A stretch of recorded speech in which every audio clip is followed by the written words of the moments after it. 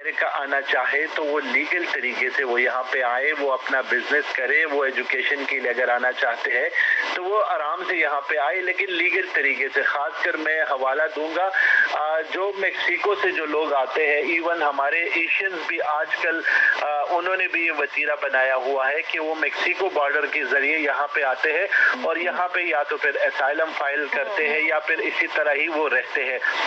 तो ये Donald Trump का अच्छा फैसला है। उन्होंने कहा कि जितने भी यहाँ पे लोग हैं वो उनको फैसिलिटेट करेंगे और अब वो पाबंदी लगाएंगे कि कोई भी गैर कानूनी तरीके से अमेरिका में दाखिल ना हो। वो मजीद इमिग्रेशन लॉ लास्ट टाइम भी उन्होंने मतलब सख्त किए थे, लेकिन अब जो उन्होंने एक अच्छा फैसला किया है वो ये है कि तमाम मुसलमान ममालिक के साथ वो रवाबित कायम करेंगे और तमाम मुसलमानों का उन्होंने शुक्रिया भी अदा किया था।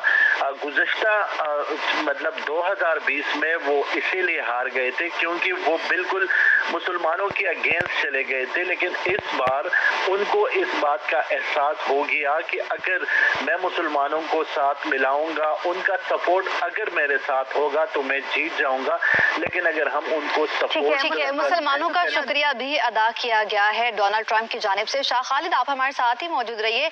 सहाफ़ी न्यूयॉर्क गालिब अब्बास साहब हमारे साथ मौजूद हैं। गालिब अब्बास साहब हमारे साथ मौजूद होंगे। शाह खालिद आप कहेगा कि जिस तरह से आप बता रहे थे कि पहले हार गए थे क्योंकि मुसलमानों के खिलाफ उन्होंने बात की थी और अब तीसरी बार जब वो इलेक्शन लड़े हैं और अब वो जीते हैं, मुसलमानों को उन्होंने बहुत ज़्यादा फोकियत दी है, तो प्रायोरिटी क्या होगी उनकी? किन चीज़ों पर ज़्यादा वो फोकस करेंगे और किन चीज़ों को उनको पॉलिश करने की ज़रूरत होगी?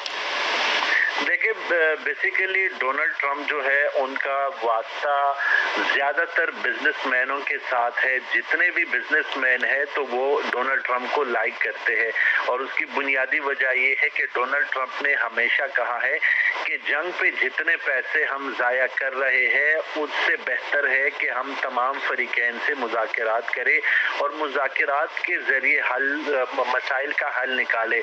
उन्होंने ये कहा कि हम अमेरिकन जो है इनका पैसा इन पर लगाएं, किसी और मुल्क को वो पैसा ना लगाएं। तो यही उन लोगों का डोनाल्ड ट्रंप का यही मकसद है कि गैर कानूनी तरीके से जो लोग यहाँ पे आते हैं तो उनको सख्ती या तो दोबारा निकाला जाएगा या फिर इमिग्रेशन लॉ इस तरह बनाएंगे कि कोई गैर कानूनी तरीके से ना आए, क्योंकि इस तरह से फिर अमनो अमान के मसाइल बहुत पैदा होते हैं, रोजगार के मसाइल पैदा होते हैं। डॉक्टर जुल्फिकार काज़मी साहब हमें सीनियर सहाफ़ी हैं, वाशिंगटन से ज्वाइन कर चुके हैं। डॉक्टर साहब, ट्रंप प्रेसिडेंट बन गए हैं, उन्होंने अपनी विक्ट्री स्पीच भी दे दी है।